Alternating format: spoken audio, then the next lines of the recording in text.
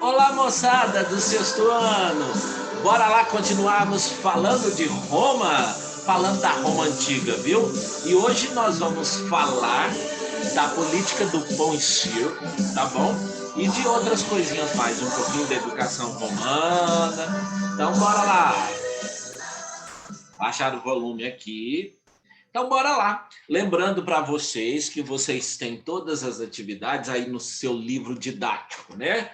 A partir da página 169 até a 172, tá bom? Bora lá falar falar um pouquinho da política do pão e circo. Gente, no século II, Roma era uma cidade com mais de 1 milhão de habitantes. Era muita gente. Então, só que boa parte desses habitantes estavam desempregados, né? E aí as autoridades romanas morriam de medo, mas tinha medo demais da conta de serem atacadas, porque o desemprego era muito, né? Então, a elite romana começou a distribuir trigo e fazer muitos espetáculos. Para vocês terem ideia, eram mais de 100 feriados por ano no calendário romano nessa época, né? Então, a política do pão e circo era simplesmente entreter as pessoas, divertir as pessoas para que o governo ficasse tranquilo, em paz, e essas pessoas não se rebelassem contra o governo. Então, quanto mais quietinho eles ficassem, enquanto estava divertindo aí, o governo podia fazer as suas coisas que não tinham problema, não tinha perigo do povo se movimentar contra o governo. Por quê? O povo não sabe o poder grande que tem nas mãos, não é verdade? A elite romana ficava tranquila, os poderosos ficavam tranquilos, né? E iam se virando aí dentro da política do pão e circo, tá bom? Então, a elite tinha sua comida, garantia o seu lazer, os plebeus também, e a grande população, os mais pobres, ficavam lá se divertindo, né? Então, lá eles faziam aqueles espetáculos grandes, colocavam as pessoas para morrer, os animais para poder devorar algumas pessoas, e aquilo tudo, e o povo gostava, e o povo fazia aquela bagunça, aquela coisa errada, né? Então, por muito tempo eles garantiram a paz em Roma com a política do pão e circo, tá bom? Então, ó, tem um resuminho aí da política do pão e circo na página 169. Pessoal, lá em Roma também nós vamos falar um pouquinho do judaísmo e do cristianismo, né? Do judaísmo e do cristianismo. O judaísmo e o cristianismo, lá no Império Romano, ele conquistou vários territórios. O Império Romano ele foi conquistando territórios, né? Foi conquistando e ficou enorme. No entanto que lá no final, bem mais para frente, ele vai se deteriorar porque ele fica muito grande e fica praticamente ingovernável, tá? Então, ele conquistou território na África, na Europa, na Ásia e por aí vai. Os hebreus, o povo hebreu, eles chegam à região por volta do século IX, do século XI antes de Cristo. E aí eles diferenciam das populações locais, né? Porque as populações locais eram politeístas, acreditavam em vários deuses, enquanto os hebreus acreditavam num Deus único, eles eram monoteístas. Então, nós chamamos essa religião de judaísmo, quer dizer, a religião dos hebreus era o judaísmo. E estabelecia que havia somente um Deus chamado de Javé, um Deus chamado por eles de Javé, que deveria ser amado, adorado, né? E acima de todas as coisas. Então, eles, com base na crença do Deus único, supremo, monoteísmo, o judaísmo concebeu um Deus que exigia um comportamento ético, que os seus seguidores fossem pessoas boas, pessoas que tinham que seguir todos aqueles rituais, todos aqueles procedimentos, né? O fundamento do judaísmo foi, mais tarde, assimilado por duas religiões, o cristianismo, que é o catolicismo que nós conhecemos hoje, e o islamismo de Maomé, tá? Então, eles foram assimilados, pegaram algumas coisas do judaísmo e assimilaram, passaram para o cristianismo e para o islamismo. E na Palestina também, segundo a tradição cristã, né, vamos falando agora um pouco do cristianismo, nasceu Jesus Cristo, filho de Maria, de José, o carpinteiro, né? E foi na época do imperador Otávio Augusto de Roma, imperador Otávio Augusto de Roma. Os ensinamentos de Jesus Cristo constituem o cristianismo. Quando nós falamos de cristianismo, no começo eu falei de catolicismo, mas o cristianismo é daquelas religiões que seguem Jesus Cristo, né? Cristãos.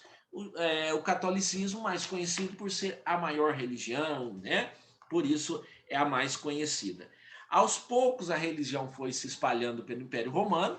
No começo eram perseguidos, né? No começo eram perseguidos, mas depois com Constantino vai se tornar a religião oficial do Império Romano, o cristianismo, tá? Eles vão seguir os evangelhos, né, que tornou-se a referência para cada cristão, né? Evangelho de São João, Evangelho segundo Lucas, Evangelho de Mateus e por aí vai.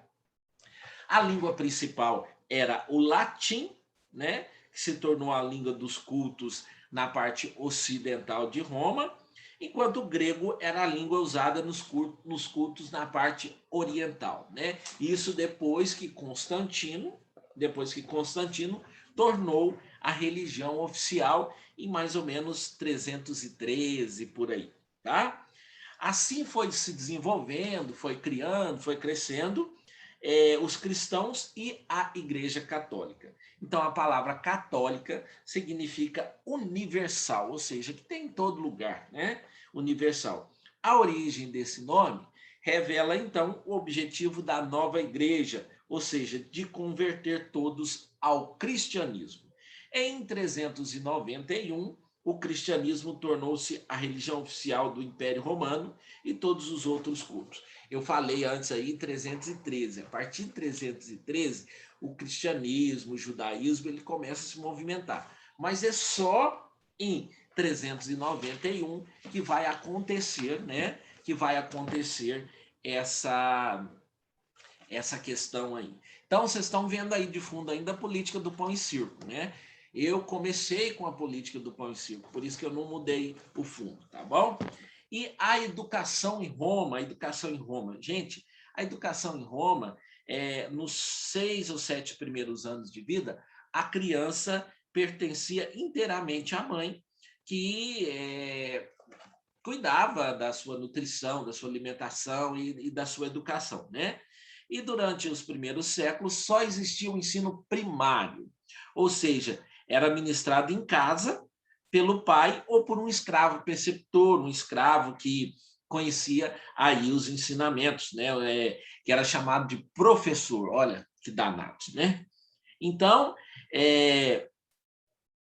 as pancadas, fazia bagunça, fazia parte do ensino de Roma, viu? No terceiro século, estabelece então o ensino secundário, que ensina a falar, a escrever bem, só em latim, a partir do segundo século, também em grego, viu? Então, eles vão aprender a falar melhor. Depois desses exercícios, os adolescentes é entregue aos 16 ou 17 anos ao reitor, que prepara seus alunos, que vão preparar os seus alunos para a prática da eloquência política judiciária, tá? Então, eles escrevem em tabuleiros, em placas cobertas de cera ou papiro, ou em pergaminho para escrever nas tabuadas, tabuinhas, né? Não é tabuada, não. Ô, professor, você está doido? Nas tabuinhas, por exemplo. Então, os livros eram feitos de folhas de papiro, tá? No segundo século da nossa era, as folhas de papiro as folhas de papiro, de pergaminho, são coladas umas às outras na extremidade para ficar mais longo, para formar tipo um livro assim, né? Para formar tipo um livro assim. Gente, a educação em Roma era um pouquinho diferente da educação grega, porque a educação grega valorizava os homens. A educação romana também privilegiava os homens, mas as mulheres, né, as mulheres já tinham um pouquinho de mobilidade. Diferente de hoje, que hoje as mulheres têm e devem ter os mesmos direitos que os homens, tá? As mulheres têm que ser respeitadas, as mulheres têm que ter os mesmos direitos, e muitas vezes as mulheres fazem um trabalho muito mais árduo do que os homens, né? Porque às vezes os homens trabalham o dia todo, mas chegam em casa e não ajudam a cuidar dos filhos. E a mamãe acaba cuidando dos filhos. Então, ó, gente, vamos fazer as atividades propostas, né? As atividades propostas essa semana pela professora Jusilene. Gente, saiu de casa, ó, máscara, viu? Saiu de casa, põe a máscara e álcool em gel na mão. Eu não peguei o álcool em gel para mostrar para vocês, mas saiu de casa, põe a máscara, porque a pandemia ainda não acabou. Então, e se nós continuar a relaxar, ficar naquela bagunça, blá, blá, blá, para lá e para cá, o que vai acontecer? Nunca vai terminar. Então, vamos fazer a nossa parte. As escolas já estão voltando, então vai para a escola sempre, ó, de máscara, tá bom? Um grande abraço para você e até breve, até a nossa próxima aula de história, tá bom? Qualquer dúvida, pergunte ao seu professor. Não esqueça, quem está em casa, tira a foto e manda para o professor. Quem está na escola, de longe, assim, né? Assim, de longe, mostra, ó, professor, aqui a atividade eu fiz. Bom? Tchau, tchau.